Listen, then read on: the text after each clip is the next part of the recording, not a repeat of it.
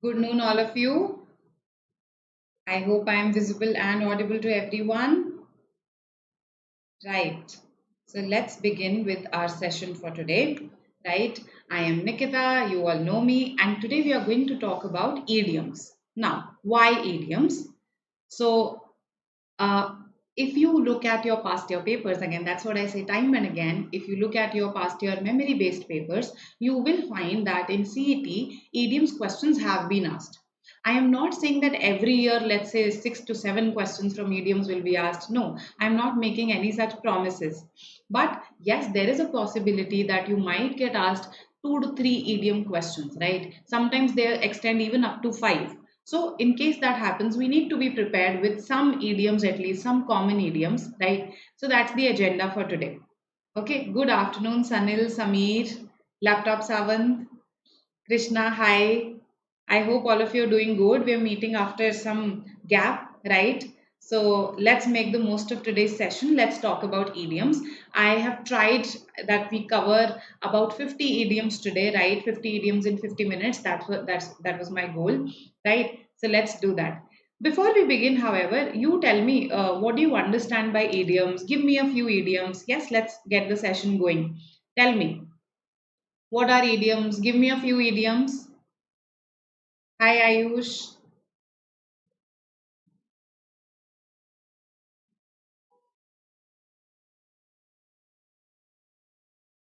Okay, his August presence. Are you uh, trying to say that? So his August presence. This is not really an idiom, right? August also means something that's very special, reputed. August is not just a month of the year, right? So when we say that he graced us with his August presence, that means his gracious, reputed, special presence. That's the idea. Okay. A bee in his bonnet. Imagine if someone had a bee in their bonnet. How would they feel? Would they feel good about it? To have a bee in your bonnet. Bonnet is this hat, those fancy hats that women used to wear in ancient times. So somebody who's very uncomfortable when something is troubling you. Okay, so that's when you have a bee in your bonnet. Something that you're not quite able to put your finger on, but it's troubling you. That is to have a bee in your bonnet. To spill the beans, yes. When you reveal a secret, you spill the beans. Yes. Bark up the wrong tree. Barking up the wrong tree, Rohan. So yes, that idiom is there today. We'll discuss it. Okay. Yes, the exam has been postponed to August. I hope all of you have seen this short that we made about it, right? And now you get more time for preparation, right? So your preparation should be pretty comprehensive, and you should leave no stone unturned, as the idiom goes, towards your preparation, towards acing the exam, right? So take it positively. It's a positive thing for you because you get more time, right? Something that students are always short of. So prepare well, make use of this time. No, Ayush, that's not how we'll translate "ऊंट के मुंह में जीरा," right? Okay. Beating around the bush. Yes, beating around the bush, beating about the bush. This is something that we covered in a previous session. When you are just not coming to the point, when you're circumlocuting, when you're just talking circuitously in indirect ways, right? So this is about today's idioms, right? So let's start, right? And here's your first question. So what I've tried to do is I've tried to cover 5 idioms per question, right? So that you get exposed to more idioms per question. So what you have to do is you have to give me the meaning of this highlighted word. Basically, you have to give an idiom for this highlighted term here. What idiom will fit here instead of this highlighted term? That's what you have to tell me. Yes, every cloud has a silver lining. It's a proverb. Okay, so muhavre or lokoktiyan. If you remember that, muhavre is idiom, lokoktiyan is proverbs. Proverbs are basically sayings, right? Sayings that carry some moral associated with them that come from folk stories. So every cloud has a silver lining is a proverb. It's not like your exam is going to differentiate between idioms and proverbs. Sometimes they don't. But this is just for your knowledge that every cloud has a silver lining is a proverb. Right? Okay. Jump on the bandwagon. Yes, when you do something that the others are doing, something that's in trend, that's when you jump on the bandwagon. Correct.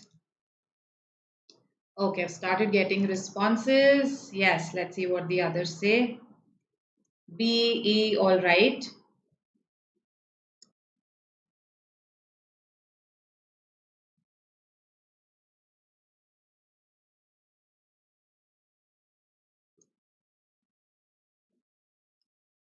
Okay. So far what I've got is B, E, that's it. Okay. So I understand. So B and E are close, right? There's a reason why I made them close. Now, a video call from my favorite film star on my birthday was, oh my God, who is this person who got a video call from his favorite film star? Was a complete surprise. So this person was utterly, completely surprised, and the idiom for that is a bolt from the blue. When something comes as a bolt from the blue, it comes as a complete surprise, right? A shock from the blue, a surprise from the blue. Okay, so blue is associated with something happening out of the blue. We say this, no, it just happened out of the blue. When something gives you a surprise. Once in a blue moon means infrequent. Infrequent. Once in a blue moon. I think the story behind this idiom goes like this, that there are certain days when the moon becomes a little different in color, right? We have super moons, we have bigger moons, we have moons. The moon cycle gets longer during certain parts of the year. So once in a blue moon, probably it was associated, it was said that the moon became blue during that time. So once in a blue moon is something that happens very rarely, infrequently. So the idea is not about infrequency, the idea is about something coming as a surprise. Hence B. Good. Those who said B and not E. All right. Now, let's look at the meanings of the other idioms. That's the purpose of this question. When I call something a damp squib, right? A damp squib. I know Harry Potter has given another meaning to the word squib altogether, but originally, what does the word mean, squib? It's actually a firecracker, right? That doesn't really explode. So a firecracker that just makes some noise and then just fizzles out. That's a squib, right? A damp squib. So when a firecracker becomes damp, imagine, will it go off? Will it explode? It won't, right? So a damp squib is an event that you expected a lot out of, but it didn't turn out to be as impressive, right? So basically, something that's disappointing, that it does not meet your expectations. That is a damp squib. So you can associate it with a firecracker that doesn't quite explode as expected, and that's how you can remember this idiom. You can associate this with blue, okay, and associate blue with surprise. Here you can associate it with the fact that a blue moon would not be a regular sighting, and you can remember this. So associate your idioms with something or the other, that will help you to retain them for a longer period of time. Now, what is a field day? Right. So when someone has a field day, oh, this is such a piece of gossip. The press will have a field day about this. The press will have a field day about this. Yes, in Hindi we call it Eid ka Chand, right? When something becomes rare, infrequent. Absolutely correct. Yes, belated happy Eid to everyone, right? A field day. The press will have a field day about this. This is such a piece of rumor, such a piece of gossip. When you have a very exciting or a day full of opportunity and excitement, that day would be called a field day. And usually it's these days used in a negative sense. When you have this enjoyment, excitement, opportunity at someone's expense, that's when it's called a field day. Okay, so clear to everybody the meanings of these three idioms. Now, if I talk about the origin of a field day, it is actually a military term. So, in military training, a field day is the day when you actually go out, when you learn maneuvers, right? So, it's a day full of opportunity in that sense. So, that's how it originated, and it's used today in the sense of opportunity, excitement, usually at someone's expense, right? A mayor's nest. Who is a mayor? Yes, MARE, not MAYOR. A mayor's nest. Money makes the mayor go. It's a proverb. Money makes the mayor go.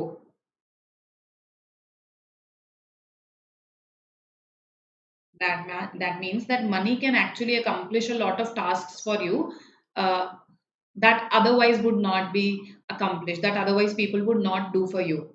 So mare is a female horse. That if let's say the horse, earlier people used to travel by horses, so if let's say the horse was not ready to go to a particular place, you offered extra money, the horse puller would become ready, right? So money makes the mare go. Mare is a female horse. But does a female horse build nests? A mare's nest. So a female horse doesn't build a nest. So a mare's nest is a quite confusing, complex situation. A confusing, complex situation. That's a mare's nest. Because if a mare started building nest, that would be quite a situation, right? So that's the meaning of this idiom. So a damp squib, a bolt from the blue, once in a blue moon, a field day, and a mare's nest. These are what we learned from this question. Okay, now here we have another question. Okay, so we have these 5 options. Option 5 is both B and D. Okay, so let's see what you say for this. I want quick responses and correct responses.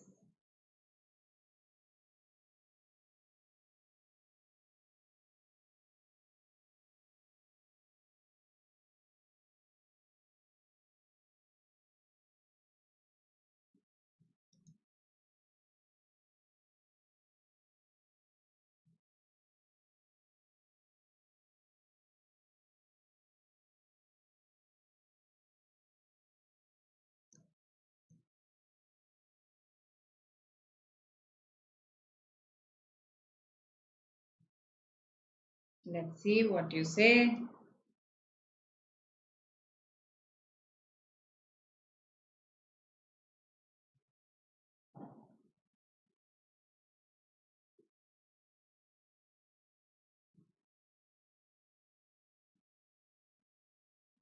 Thank you so much, Tumru, and I will convey this to our entire team.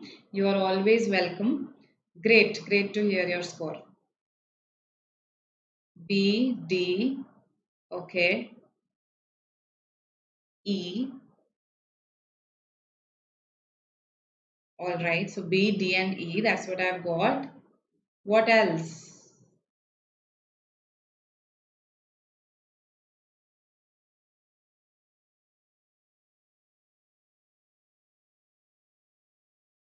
B. Okay, so a lot of you are saying B. Let's have a look. So here, the article on the world population published in today's journal is a duplicate. When something is a duplicate, we call it a doppelganger. Yes, but another word for it is, another idiom for it is also a dead ringer. A dead ringer, reminding of something. No, a dead ringer. You know, we say this. No, this is.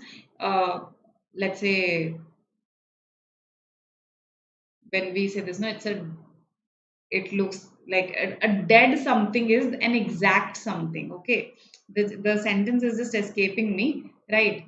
uh, Dead similar. Okay, when we call something dead similar, that means completely similar, exactly similar, exactly, that's the idea. Okay, I'm forgetting the exact sentence again. Ringer. Now ringer is actually, it again refers to a race horse. Okay, it refers to a racehorse. So the story behind this idiom goes like this: that let's say people who used to run their horses in a race. If let's say on some day their horse fell ill, then they would replace that horse with an exact looking horse. Okay, so that horse would be called a dead ringer, right? So a dead ringer, they run in a ring, right? So a dead ringer, a doppelganger, both mean a duplicate, and that's why both B and D are correct. Okay, so the answer is E here. Good. Those who said E, good. Mahima, Sanil, Dharmi, and the wish sailor also said E. Good, good. Right? So E is our answer here. But now the bigger question: what is this? This Ananias. Yes. Have you ever heard this word, this term? Ananias. Yes. I haven't really heard it. It's not a common noun.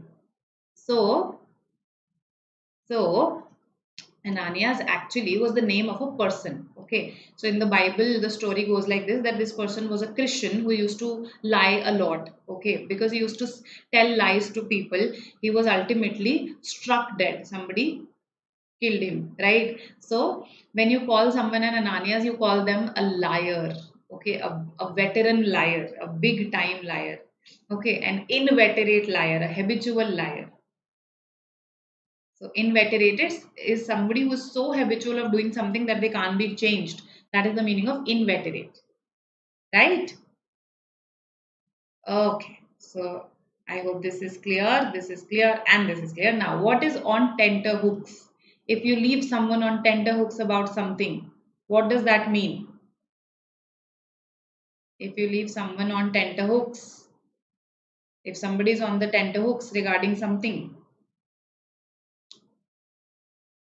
it means they are basically in a state of suspense, in a state of uncertainty. They don't know what is going to happen next. That is what it means to keep someone on tenterhooks. We also say this, no, on the hook. Yes, right. So what is on the hook? To keep someone on the hook. Yes.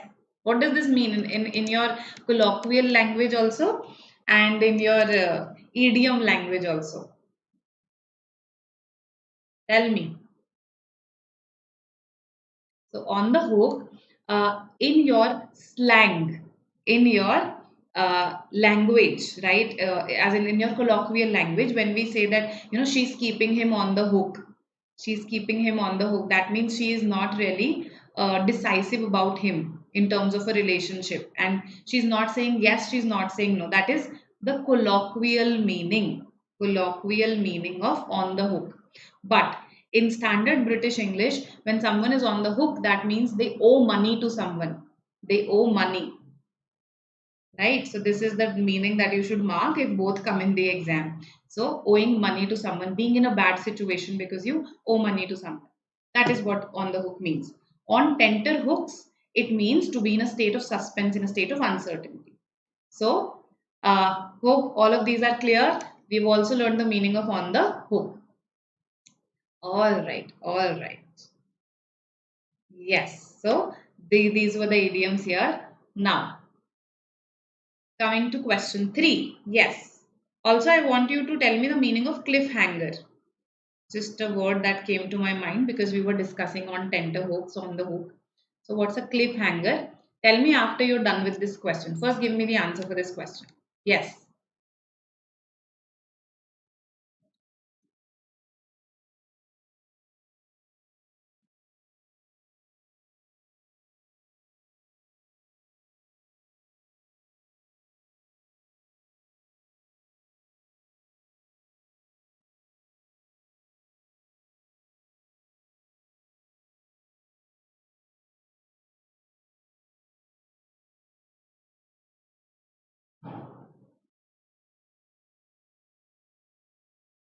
Okay.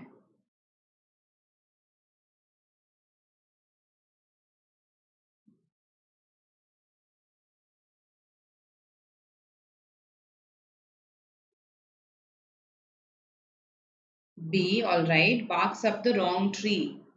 He talks nonsense means barks up the wrong tree, is it? E, talks everyone's ears off. E, all right. B, okay. C. So now I have got B, C, and E. A or D, anyone? A or D? Nobody. Okay. The answer here, to your surprise, it might come as a bolt from the blue to you. The answer is A. Okay. To talk through your hat. Imagine somebody talking, instead of talking through their brain, they're talking through their hat. Right? So they would talk nonsense. That is the meaning of this idiom, to talk through your hat. Now let's look at the meanings of these two. See, this one was similar. To talk everyone's ears off, to talk someone's ears off, is to talk to them for such a long time that they just become tired and bored, right? There are some people, you call them up and they just won't hang up. Yes, they just keep on talking. So those people talk everyone's ears off. The implication is that your ears get so tired that they would fall off at any moment, right? That is to talk everyone's ears off, to talk a lot, to talk for a long period of time. Okay, not to talk nonsense, right? Now, this is eliminated. Now, barking up the wrong tree. One of you gave this as an example, this idiom in the beginning, yes? So, I thought that you would know the meaning of this. To bark up the wrong tree is to basically waste your time and energy by doing something the wrong way, okay, or by taking the wrong path. That is to bark up the wrong tree. So, to waste your time and energy by doing something the wrong way or by taking the wrong path. What is the origin of this idiom? Okay, so the origin of this idiom is that earlier when kings and queens, let's say, they used to go on a hunt, they would take their hounds with them, their dogs who could actually, which could sniff and detect that okay, the prey lies here, okay, the prey lies here, you should hunt here. So what used to happen was, let's say the prey also learned this, or naturally the prey went from one place to another in the forest. So the prey used to leave his or her scent behind, it scent behind. Yes, so let's say the prey has just left this tree, and now the dog comes, the hound comes, and because the scent of the prey is here, the hound starts barking up this tree, telling the master that okay, here is where the prey lies, but the prey has actually gone ahead. So because of the scent that has been left, the dog, the hound, is barking up the wrong tree, wasting time and energy by following the wrong path or taking the wrong, doing things the wrong way. That is the meaning of this. I hope you will remember this idiom now that you know the story behind it. Okay, and B is not the answer, A is, right? Okay, so learning some new idioms today. I hope there were some new idioms in question 1 and 2 also for you, even if let's say you are good at idioms. Now, to be like a cat on hot bricks or a cat on a hot tin roof. Just imagine a cat on a hot tin roof or on hot bricks. Would the cat be comfortable? No, the cat would be pretty restless, right? So that is what it means to be very awkward, restless, not when you're uncomfortable. That is when you are like a cat on a hot tin roof or a cat on hot bricks. So C is again not related to this. To show a clean pair of heels. To show a clean pair of heels. Yes, very nervous. Correct, Minar. Good. When you show someone a clean pair of heels, yes, you run away very quickly from there, right? Chakma dena kisi ko, in Hindi that's what we call this, no, chakma de dena, wo bhag gaya. So to show someone a clean pair of heels, to run away very quickly. So that is the meaning of these idioms here: to talk through one's hats, to talk everyone's ears off, to bark up the wrong tree, to be like a cat on a hot tin roof, to show a clean pair of heels, right? Yes, the cat will be restive. Correct, Ayush. Correct. Restless, uncomfortable. Correct. All of you. Now, the world today is facing an unpleasant situation because of the pandemic. Yes. So here also you have an option E which says both A and D. Let's see what you say here.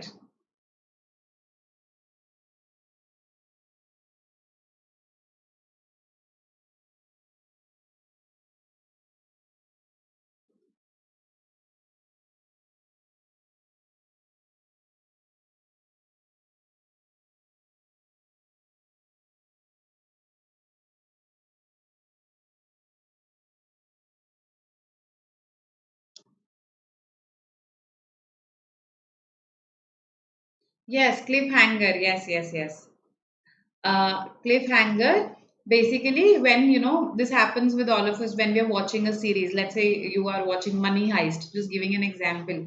The episode always ends at this suspenseful moment, right? And it's such a dramatic end to the episode that you always want to watch the other episode. So that is called a cliffhanger. It's a very powerful storytelling tool that storytellers, of course, use, particularly the creators of various series, that they would end the episode on a very dramatic note, on a very suspenseful note. That is called a cliffhanger. Yes, to take to one's heels. Again, yes, to run away. To take to one's heels also means this, to show a clean pair of heels. Right? Good, good. Okay.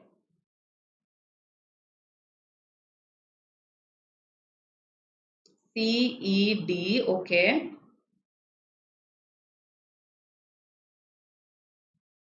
C, D, and E. That's what I've got so far. Like a cat on a hot tin roof and like a fish out of water. Very similar idioms these are. Just like a cat would be very uncomfortable on a hot tin roof, a fish would be extremely uncomfortable out of water. Yes, the fish would not be able to, in fact, survive for long. So, when you're like a fish out of water, you're basically in unfamiliar surroundings because of which you're awkward, you're unhappy, right? So, to be awkward and unhappy because of unfamiliar surroundings, that is what it means to be like a fish out of water. So, they're similar. But here, out of water indicates unfamiliar surroundings, okay, or being different from the people around you. Whereas there, the implication was to be in a situation that's very uncomfortable, could be physically uncomfortable for you, could be mentally uncomfortable for you, right? So here the added implication is that of unfamiliarity. Swallowing a bitter pill. Yes, that is the answer. Good. Those who said D, D is indeed the answer, not E. See, so I deliberately included one more question that had such an option, both A and D. Just because last time E was the answer does not mean that this time also E is going to be the answer. So to face an unpleasant situation, a very humiliating situation, that is when you have to swallow a bitter pill. We say this, no, it's a bitter pill to swallow, but what can I do? I'll have to do it, right? So swallow a bitter pill. That's the answer. Why not A? Why not A? The world today has been thrown out of gear. Okay, has been thrown out of gear. So that means it's not functioning properly. It's not functioning the way it should. That is what it means to be thrown out of gear. It doesn't necessarily have to do with an unpleasant situation. It just has to do with not functioning properly. Right? So A is not the answer here. A is very indirect in that sense because let's say things could be pleasant for you if something is not functioning properly. Yes? So it's not essential that it is related with unpleasant. ठीक है? ये बताओ, harping on the same string. Harping on the same string.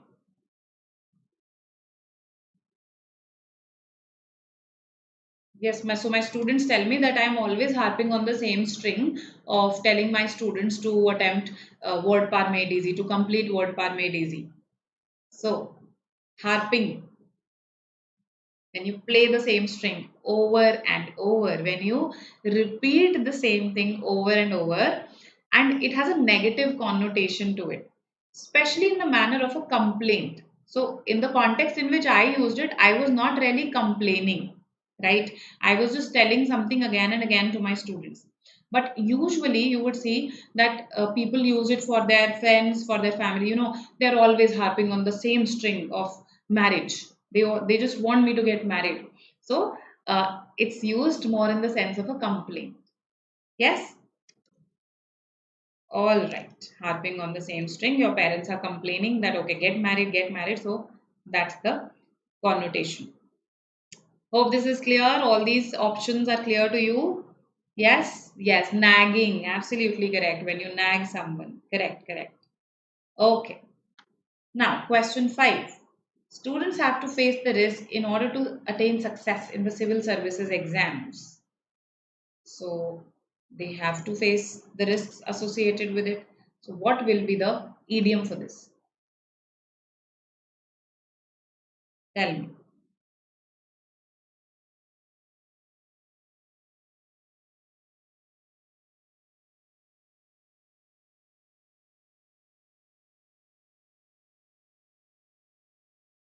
Like a broken record. Yes, playing something like a broken record. Good brain. This is another idiom that means the same, harping on the same string.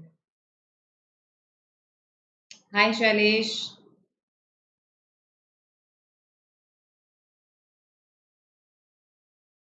Students have to face the risk in order to attain success in the civil services examinations. Okay, A, C, all right. E, D, just B is left. Okay.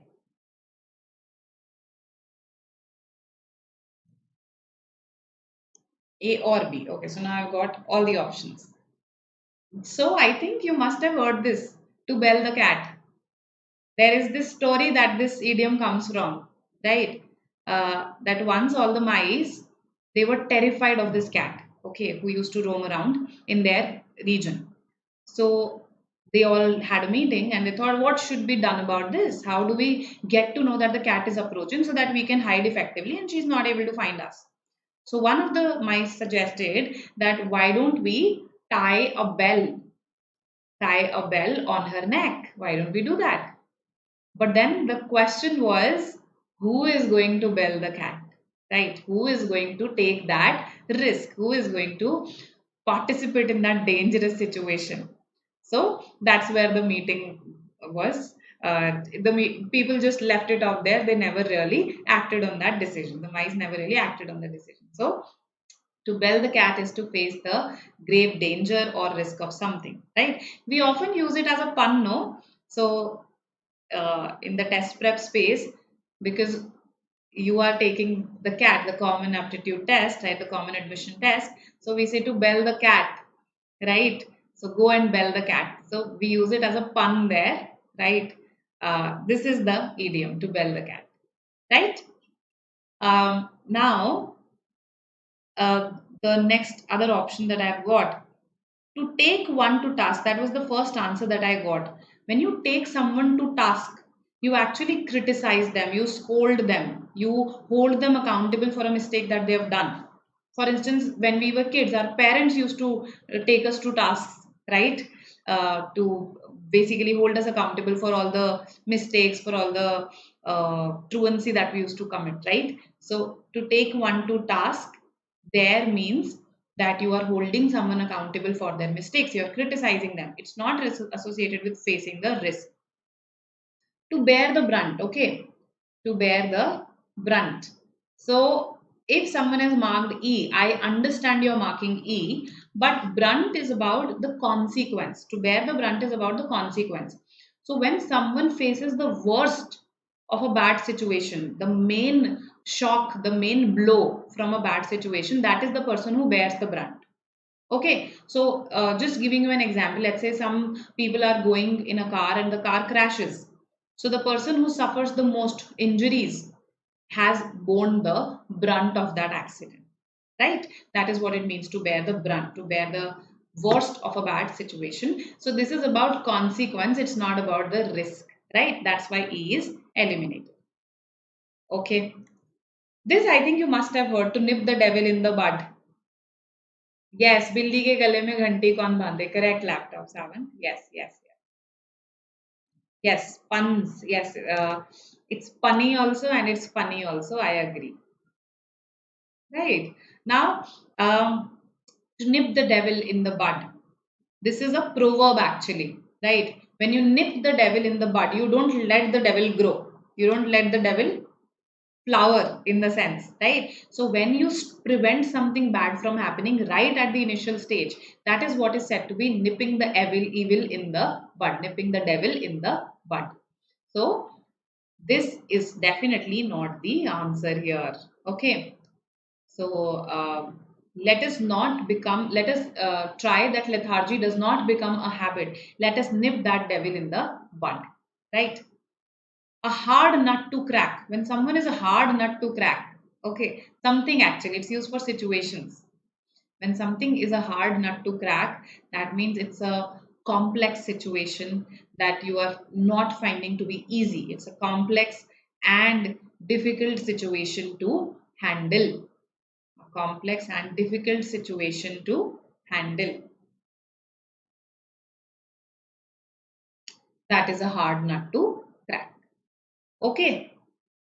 All right. So the answer here is to bell the cat. I hope this is clear, and I hope now you've associated these idioms also with something. Okay, nipping the devil in the bud. Just associated with this picture that you're stopping it from growing, right? To bear the brunt, associated with that accident where one person suffers the most injuries. A hard nut to crack. It's frustrating, no, when we are just not able to crack a walnut. It's a difficult, complex situation, right? To take one to task. I just imagine my parents when I was a child, and that's how I remember this, right? uh, to take cognizance, so basically to take cognizance is to recognize that something happened, like the court took cognizance of the offense. That means the court formally recognized it, that yes, okay, this offense happened. But to take someone to task is to criticize them also.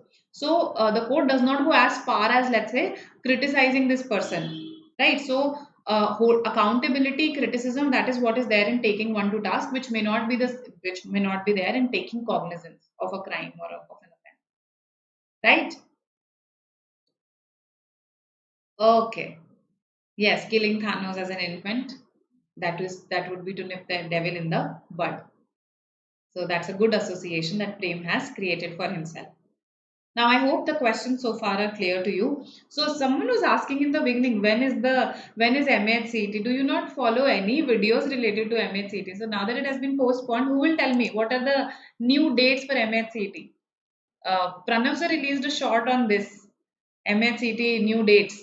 Yes, who all saw it, who all know what the dates are. It was also announced in the Telegram channel. Yes, who will tell me? I am not going to tell you to manhandle them. To take someone to task may not really involve manhandling. Manhandling is when you physically exert some physical force on someone. So it could be a situation of taking someone to task. Let's say the police took the criminal to task, okay, and in that case, the police, let's say, manhandle that person, but it's not necessary. Okay, it is 23, 24, 25, or 25, 26, 27. Okay, why different dates? Why different dates? Okay. So there seems to be some real confusion. Let me do one thing. Let me share that short with you. Okay. Because there are a couple of other things also that Pranav sir talks about in that short. Okay. So just go through it once.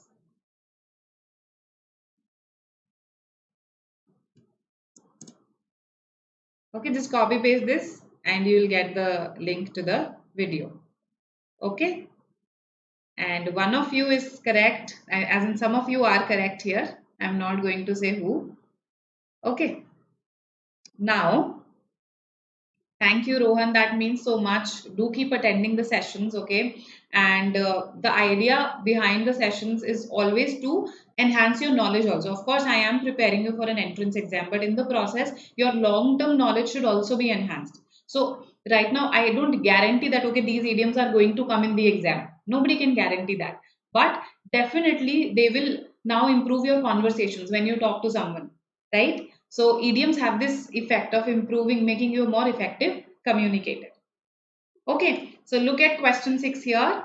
When something does not yield any result, what is the idiom for that?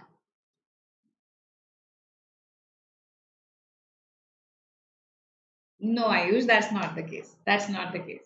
Shashi Tharoor can teach all of us. Okay. Um, the other day I did learn something from his video. I, let me just recall what is it was something about pronunciation.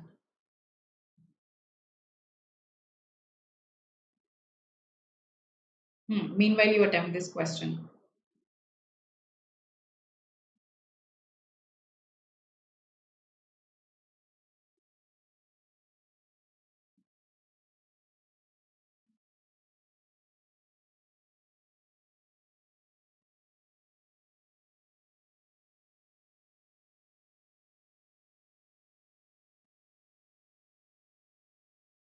BA, all right.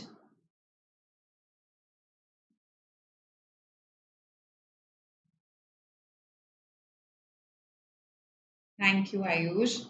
So, yes, in our mails, this is something that's going to be useful for you even in your senior classes. So, in your basically MBA and beyond. That's what I meant by senior classes. So in our mails, we write, I will revert to you. Okay. Or we tell someone telephonically, okay, I'll revert to you on this.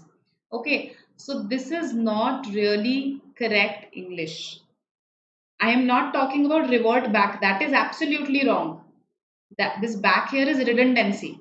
This I think we've discussed in another session that reply back is redundant. Reply, the re there means back. Okay, respond, reply, revert. They have this re which means back, so you do not need this back. This we have already discussed. What I learned was that it is incorrect. This is an incorrect expression altogether, saying that I'll revert to you. Okay, because if you look up the meaning of revert, it means to go back to an earlier state. To go back to an earlier state. Right. So let's say, even though there a lot of efforts were made to civilize her, she reverted to her, let's say, uh, the term that we could use would be uncivilized, okay, to her savage self a few years later or a few months later. Even though efforts were made to civilize her, she reverted to her savage self a few months later. So that it means to go back to an earlier state. That is what it means to revert. So you can't revert to someone else. You can't go back to someone else's earlier state. So revert is actually, technically speaking, it's an incorrect expression when you're talking about getting back to someone, responding to someone, or replying to someone. Right? So this is something that I learned from a Shashi Tharoor video. Divert to you, no. Divert, no. I will basically transfer the call to you, yes. Or I will divert this call to you, yes. But divert is not used in the sense of replying, responding. Okay. Good afternoon, Vishal. I have got responses for this question B, C, E. All right. B, C, E. Okay. So, were to no avail, threw cold water on the product. When you throw cold water on someone's ideas, basically you are trying to deliberately sabotage them. You deliberately criticize them. That's the idea, to throw, being very negative about someone's ideas. That is when you throw cold water on something. It does not have to do with yielding result or not yielding result. It has to do with someone's being negative about someone's ideas. So this is not the answer here. Okay, I understand your marking C because the connotation matched. To throw cold water, pani pher diya uske us pe plants pe, right? That's how we relate it to Hindi. So, but this is not what this idiom means. Now, were to no avail. Yes, when your efforts are to no avail, that means they do not produce any successful result. Right. So that is the idiom that I'm looking for here. B is the answer. B, C, E. Okay, E also. Again, I framed this option just to confuse you a little. If something is a dog and pony show, so this term actually comes from circus. When circus was coming in a particular town, they used to have these huge banners and displays just to promote the event, right? So a dog and pony show, again, is the kind of, let's say, event that is promoted a lot, an overblown promotion for something, overblown PR for something. That is a dog and pony show. So here the idea is not that it was an overblown affair, the marketing and branding. There were a lot of gimmicky things that were happening. The idea is that it did not yield any result. That is the highlighted part. So you had to focus on this part here, right? Whether it was gimmicky or not, whether it was overblown or not, that is not what I have to answer. Now, gained ground, to gain ground, okay. Although nobody was willing to buy this product earlier, gradually it gained ground. Gradually it gained ground. It gained acceptance from masses, from increasing number of people. So it gained acceptance. That is the meaning. Okay. Now, reaped the harvest. When you have learned this proverb, you know this proverb, as you sow, so shall you reap. As you sow, so shall you reap. Right? So, here, when you reap the harvest for something bad, it means facing the good or the bad. Facing the good or bad consequences which are a result of your past actions. Facing the good or bad consequences of your past actions, that is to reap the harvest. Okay, so Here the answer is B. I hope now the meaning of throwing cold water on something is clear. Basically being negative about someone's ideas, plans, etc. And the others are pretty common actually. The other idioms, to gain ground, to reap the harvest. Okay, a dog and pony show. Common idioms. Now, question 7 here. Now she is confused. So you have to give me an idiom for confused. Yes.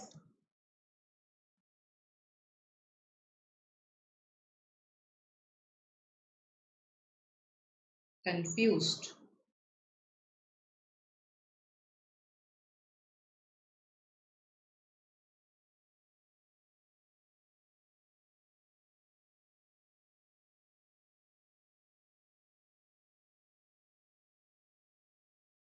If someone is confused, they are dash.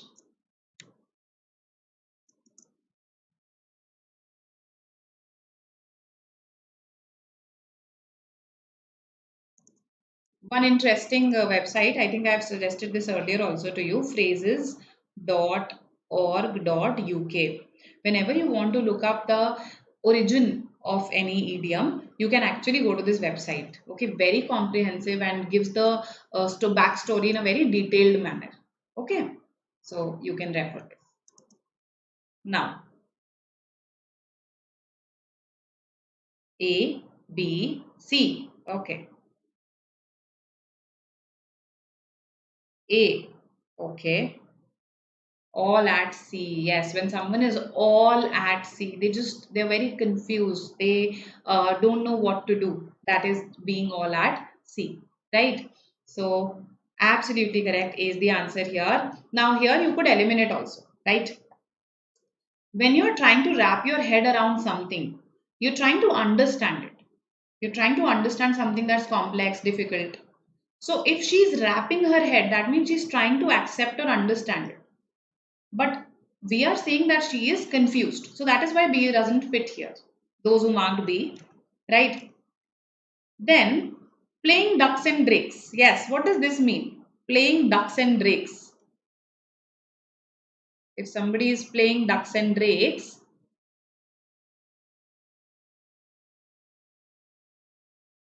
basically in a metaphorical sense. Tell me in a metaphorical sense. I know that it's actually a game, ducks and drakes, right? So when you throw these stones just to see the ripple effects, that is playing ducks and drakes.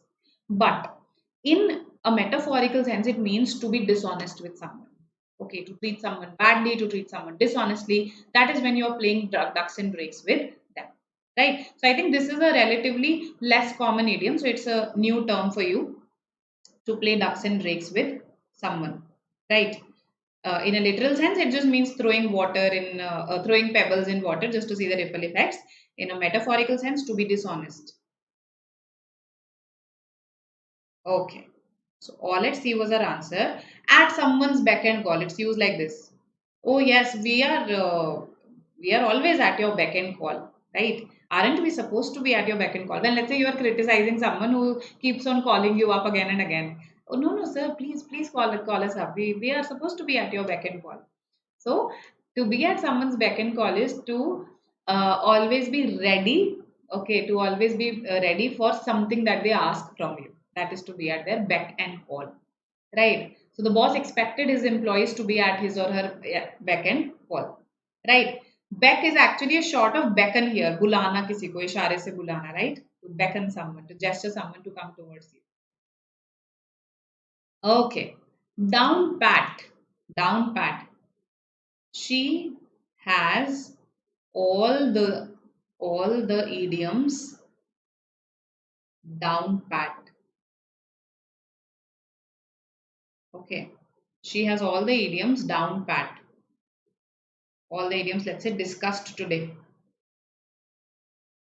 Not all in the world. All the idioms discussed today down pat. That means she knows these idioms very thoroughly. She's learned these idioms very thoroughly. So down pat is thoroughly. So when you've learned something, when you know something very thoroughly. So it's actually the opposite of this idea of somebody being confused. Okay. So down pat, it's an idiom that comes from the world of cards, playing cards. Find out the story behind it. Okay, your homework, just go to phrases.org.uk, you'll find out the story behind it. Okay, okay, so Ayush, there seems to be a sting there. Yes, I can actually sense that sting, that even though it has happened years ago, you are still carrying its sting. Yes. Question 8. What should be the answer? Samir, it's not. It's usually through the things that I read. Okay, so I have not made many deliberate efforts at learning idioms. Okay, I have learned some. I'll not deny that. But most of the idioms that I know the meanings of, sometimes I am at a loss for explaining the meaning because I have also gathered it from some book that I've read. I have not really learned the dictionary meaning, right? So the more you read, the more exposed you become to various idioms. Okay, the more you're exposed to different idioms, different proverbs, different phrasal verbs. That's the best way of learning idioms. Yes, I was also kidding. C. Okay, what else?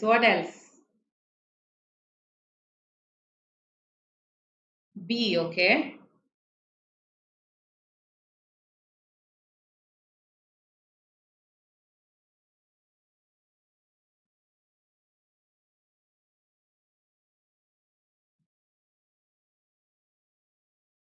C. B. That's it. What about others? Just two more questions to go after this. We are almost done. I can sense some fatigue there. Okay. B, C, all right. A, okay. C, again. C is the answer. Good. Most of you are saying C. C is the answer. When you're at loggerheads with someone, you are usually in a violent dispute with that person. Okay. To be at loggerheads with someone. That is what fits here.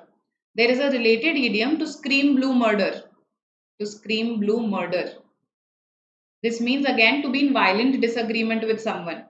In violent disagreement with someone, or in a strong disagreement with someone. It doesn't necessarily have to be violent, okay? So that is when you scream blue murder.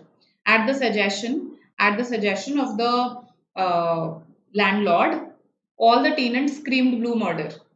Right? At the suggestion of the landlord of the society, all the tenants screamed blue murder. So they were in strong disagreement, right? So at loggerheads, when someone calls a spade, yes, spade is hukum, right? This leaf shaped symbol that's there on playing cards, right? That is a spade. Yes. So when you call a spade, you're not calling it anything else. That means you're very direct, you're very straightforward. So you can always associate it with people in your life who are pretty straightforward, who don't beat around the bush. So they call a spade a spade. However, the opposite of this is to mince words.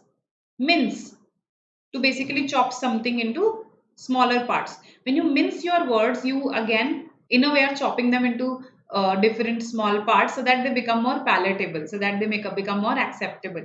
So, to mince your words is again to not be very direct, so that you don't come out as offensive.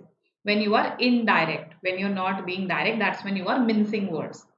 Okay, if I say he minces no words or he does not mince his words, he minces no words. That means this person calls a spade, right? So these are related idioms. Okay, to burn the midnight oil. I think all of the students here they would know what it means to burn the midnight oil. To actually work hard for something, right? So, particularly when you pull off all nighters, when you work day and night for something, that is to burn the midnight oil. To keep something at bay. Thank you so much, Firoz. Getting so much love from all of you today. Feels so nice.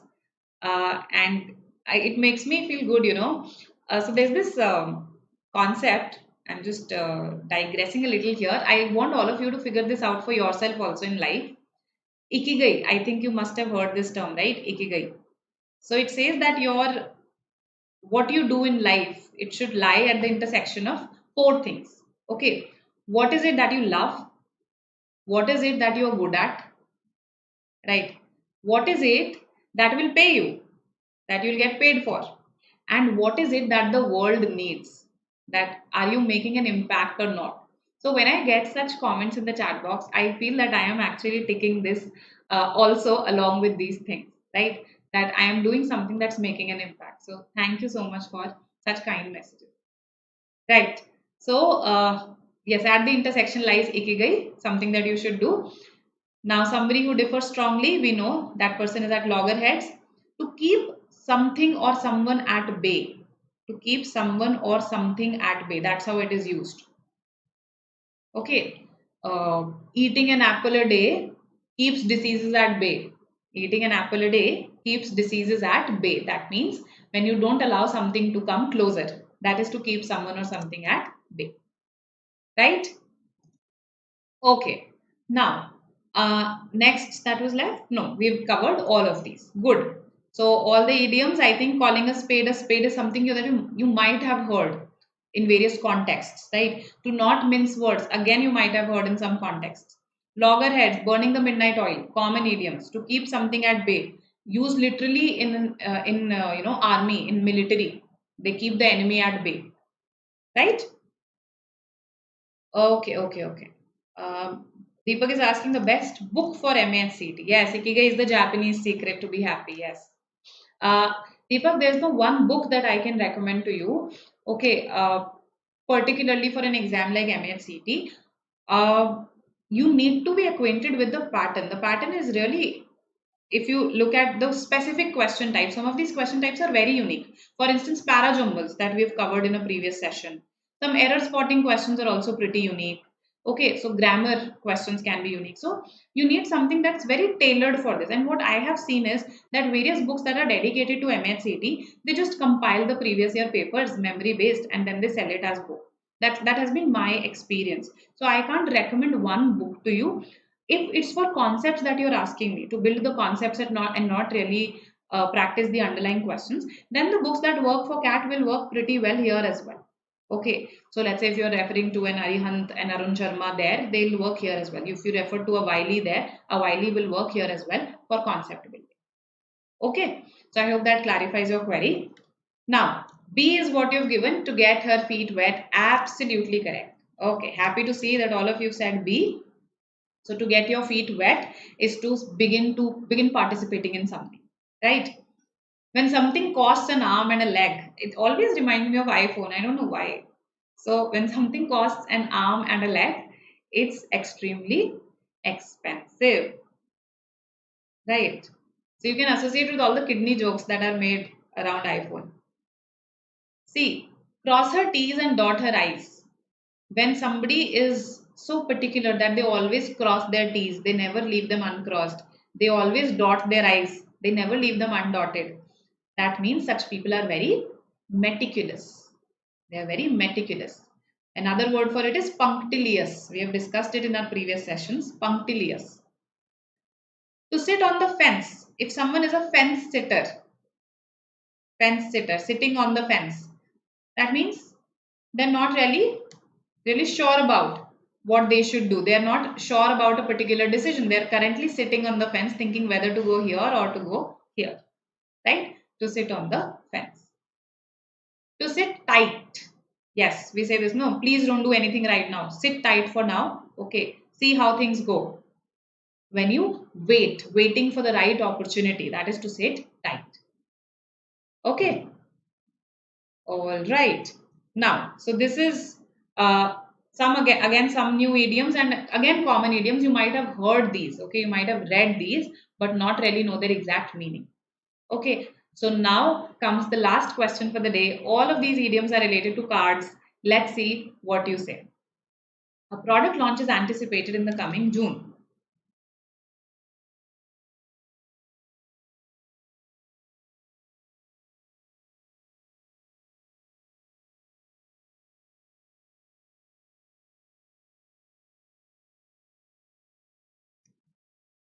A product launch is anticipated in the coming June. Last question for the day. Then we disperse for the day. B, okay. Advait says B. So Advait has answered the fastest. Vishal says B. Krishna says E. On the cards. This is associated with tarot card reading. Tarot card reading. Okay, on the cards. If something is on the card, it is likely to happen. It is likely to happen. We say there's no marriages on the cards, a very common sentence that I've heard, right? So when something is likely to happen. If something is like a house of cards, if something is like a house of cards, yes. What does it mean? Is it something that's going to succeed, something that's going to fail, something that's firm? Yes.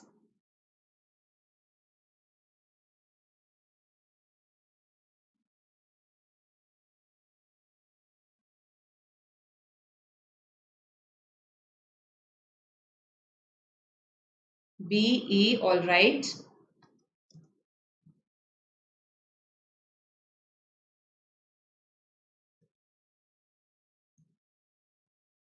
So some of you are giving the answers till now. If something is like a house of cards, that means it is something that is temporary. Okay, like a temporary castle, correct? It's something that is likely to fail. Okay, something that does not have a firm foundation, a house made up of cards. Okay, a wild card. Again, I think we've seen so many reality shows that we know what a wild card is. But in standard British English, there is one another meaning of a wild card, a person whose influence, is not really predictable. You don't know how powerful this person is. So unpredictable influence this person has. His qualities also are not very certain. So you have these uncertain qualities. So such a person, such a mercurial person, you could say, right? Such a person is a wild card. Might prove useful for you, might not prove useful for you. A wild card. A trump card, on the other hand, is a valuable resource that you had probably kept hidden till now. Now you are using it. A valuable resource used when the time arises and kept hidden till then. So, wild card, unpredictable, trump card, valuable. A few cards short of a deck, this is a pejorative, a derogatory term that you shouldn't really use. Okay, so it's used when you want to say someone is foolish, they are not very intelligent, they don't have the appropriate mental capacities. So, there are a few cards short of a deck. That means it's not a complete deck, right?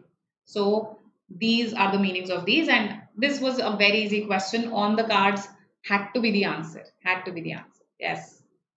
Okay. So these were some idioms for today. Now your homework is that you'll find out the origin of down pat, and someone asked me the origin of Dutch courage also. Find out the origin for that as well. Okay. Dutch courage and down pat. Go to phrases.org.uk. You will find both. If you found value in today's session, if you enjoyed it, go and press the like button, right? And in case you want any more specific sessions, you can always comment in the comment section. Do share this with your friends. Do subscribe to the channel. It goes without saying. And yes, this is our course. It's a comprehensive course meant for all the MBA exams. If you want to stay connected later on as well, you can join our Telegram channel and we'll also clarify your queries here. Right. Good session today. Thank you so much for attending. I'll see you tomorrow, right at 12 again, and we'll do some more questions. We'll learn some more new concepts, more synonyms and antonyms. Okay, noted wish, the wish sailor. I'll convey this to the team. Okay, bye. See you. Welcome, welcome.